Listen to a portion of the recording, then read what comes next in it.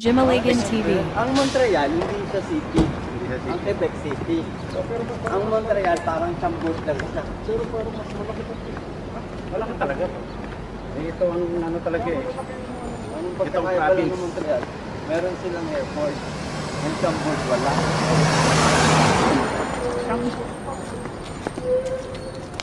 Ito, way pa uwi. Dito, way palakad. Ay, nandun na tayo sa baba. Yung pinuntahan natin dati.